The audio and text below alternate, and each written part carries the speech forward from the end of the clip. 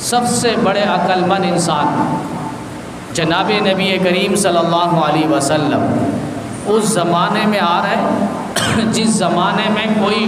جدید ٹیکنالوجی ہمیں نظر نہیں آتی، کوئی انٹرنیٹ کا زمانہ نہیں ہے، لیکن نبی علیہ السلام کی ایک ایک تعلیمات پر، ایک ایک حکم پر، ایک ایک سنت پر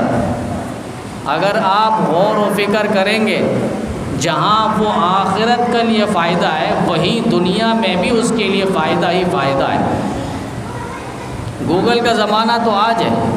میپ کا زمانہ آج ہے، سائنس اور یہ گوگل آپ کو راستہ بتائے گی کہ بھئی یہ راستہ 8 کلومیٹر دور ہے، یہ راستہ یہاں سے 10 کلومیٹر دور ہے، یہ راستہ یہاں سے 100 کلومیٹر دور ہے۔ یہ گوگل کا زمانہ، میپ کا زمانہ۔ اب تو آن لائن اگر آپ گوگل چلائیں اور میپ استعمال کریں تو آپ کو اگر ایک راستہ جاتے ہوئے اس منزل پہ پہنچنے کے لیے آپ کو 2 راستے سامنے آ رہے ہیں تو گوگل اور میپ آپ کو یہ بھی بتائے گا کہ یہ فلاں راستہ جو ہے وہ شارٹ کٹ ہے، اتنا جلدی آپ کو پہنچائے گا، اور فلاں راستہ جو ہے اتنے دیر میں آپ کو پہنچائے گا۔ پھر مزید ترقی ہوئی، گوگل اور میپ نے یہاں تک بتلا دیا کہ فلاں راستہ جو ہے وہ اچھا راستہ ہے، صاف ستھرا راستہ ہے، اور دوسرا جو راستہ ہے روڈ ہے وہ خراب ہے۔ پھر گوگل اور میپ نے مزید ترقی کی، اب تو یہاں تک بتلا دیا جاتا ہے کہ فلاں راستے سے اگر آپ جائیں گے تو وہ راستہ بہت زیادہ وہاں پر ٹریفک ہے، اور دوسرا راستہ اگر آپ اس راستے سے جائیں گے تو وہ راستہ جو ہے وہاں پر ٹریفک کا اتنا ازدحام نہیں ہے، یعنی وہ راستہ آپ کو آسانی سے نکال لے گا۔ یہ گوگل کا زمانہ اور میپ کا زمانہ۔ آپ جانے سے پہلے راستے کو چیک کر رہے ہیں، کون سا راستہ جلدی پہنچائے گا، کون سا راستہ صاف ستھرا ہے، کون سا راستہ وہاں پر ٹریفک نہیں ہے۔ یہ ساری چیزیں آج دنیا ترقی کر رہی ہے، لیکن اسی دور کو ہم پیچھے زمانے میں لے جاتے ہیں جب انٹرنیٹ کا زمانہ نہیں تھا، گوگل کا زمانہ نہیں تھا، میپ کا زمانہ نہیں تھا۔ امام الانبیاء صلی اللہ علیہ وسلم جو اتنے عقل مند انسان، اتنے بڑے کہ کائنات میں اس جیسا عقل مند انسان نہ آیا تھا، نہ آیا ہے، نہ آئے گا،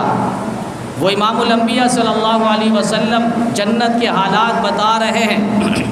پھر جنت کے حالات کہ جنت میں اتنے بڑے بڑے درخت ہوں گے، پھر ان درختوں کے درمیان دوسرے درخت کا اتنا فاصلہ ہوگا۔ وہ تو درخت کا فاصلہ اپنی جگہ، لیکن جس درخت کے اوپر پتے لگے ہوں گے اس پتوں کے درمیان نبی علیہ السلام نے فاصلہ بتلایا کہ ایک پتا دوسرے پتے سے اتنے فاصلے پر ہوگا۔ نبی علیہ السلام مسجد نبوی میں مدینہ طیبہ میں ارشاد فرما رہے ہیں، اور فرمایا جیسے میں یہاں ہوں، یہاں سے لے کر بصرہ تک عراق کا شہر ہے، وہاں تک اتنا فاصلہ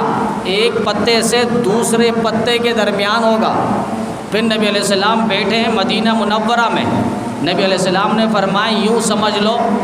درخت جنت پہ جو ہوگا اس کے پتوں کے درمیان اتنا فاصلہ ہوگا جیسے یہاں پر ہم بیٹھے ہیں، اور حجر کا علاقہ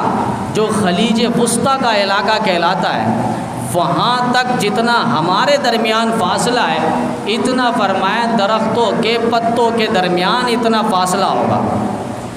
یہ نبی علیہ السلام اس زمانے میں ارشاد فرما رہے ہیں جس زمانے میں انٹرنیٹ نہیں ہے، جس زمانے میں گوگل نہیں ہے، جس زمانے میں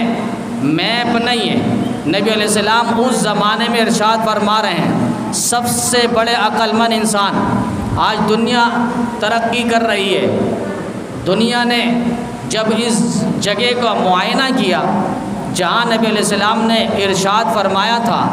تو اس جگہ سے لے کر اگر بصرہ کے شہر،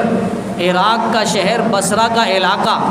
وہاں تک جتنا کلومیٹر بن رہا ہے وہی نبی علیہ السلام مدینہ منورہ سے جو حجر کا علاقہ ہے خلیج وسطیٰ اس کا جو فاصلہ ہے کلومیٹر ہے، دونوں کا کلومیٹر برابر ہے۔ حالانکہ نبی علیہ السلام کبھی زندگی میں بصرہ تشریف لے کر نہیں گئے تھے۔ نبی علیہ السلام حجر کا علاقہ جو خلیج وسطیٰ کا علاقہ اور شہر کہلاتا ہے، نبی علیہ السلام ان علاقوں میں گئے نہیں تھے۔ نبی علیہ السلام دونوں جگہوں کا بتا رہے ہیں۔ آج سائنس ترقی کر کر یہاں تک کہتی ہے کہ دونوں کا علاقہ اور دونوں کا فاصلہ جتنا ہے کلومیٹر، وہ ایک ہی فاصلہ ہے دونوں کا۔